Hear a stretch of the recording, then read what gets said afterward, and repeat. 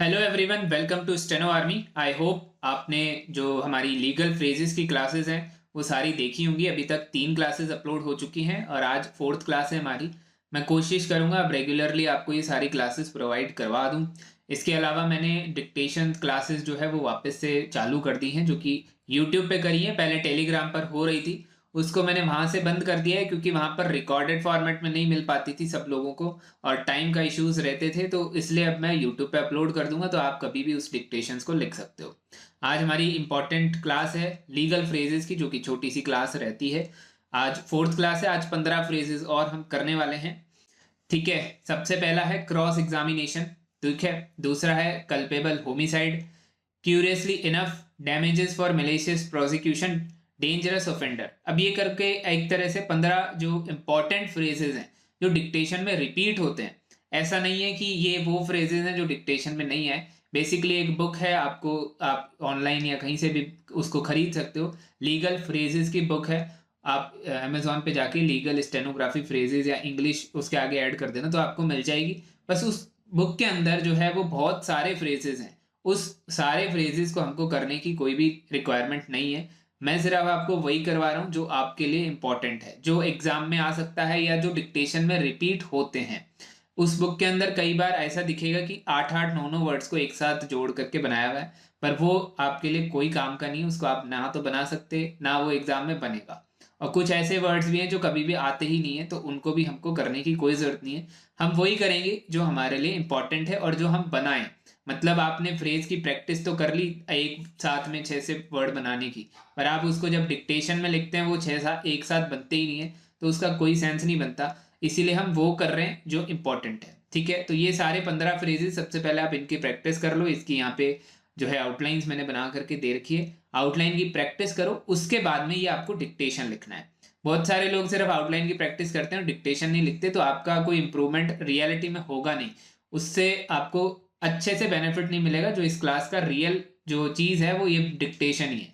हम 15 फ्रेज को अलग से प्रैक्टिस करने के लिए हमको बहुत सारे डिक्टेशन ढूंढने पड़ेंगे। ये मैंने सारे इसलिए इसमें इंक्लूड कर दिए कि एक ही डिक्टेशन लिखो, एक ही बारी में 15 के 15 फ्रेज आपके जो है अच्छे से तैयार हो जाएंगे।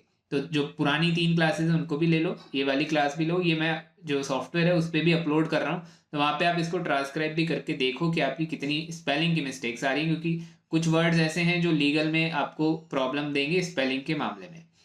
तो चलिए अभी इसको शुरू करते हैं। ये 200 ही वर्ड्स का डिक्टेशन रहता है, तो आपको ज़्यादा टाइम नहीं लगेगा, 2 मिनट का काम है। तो स्टार्ट कर रहे हैं। Get ready, 3, 2, 1 start. Ravi Sharma was accused of culpable homicide after a road accident that led to the death of a pedestrian. The police claimed that he was a dangerous offender because he had been driving at high speed.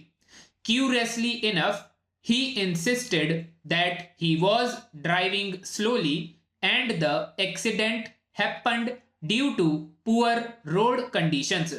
During the trial, the defendant respondent faced cross examination where the prosecution questioned him about his driving history. The judge, dealing with the question of his intent, said that the case required careful examination. The discretion of the court was essential in deciding whether it was an accident or a punishable crime. Meanwhile, he filed a case claiming damages for malicious prosecution, arguing that the police charged him without proper investigation. This claim was discussed by me in detail as it affected the outcome of the main case. He also requested a declaratory decree declaring that he was not responsible for the death. Additionally, his wife sought a decree of divorce, claiming the case had caused irreparable harm to their marriage. The judge noted that the discretionary powers of the court would apply in deciding the divorce. Finally, the decree holder requested compensation under the Defense of India Act.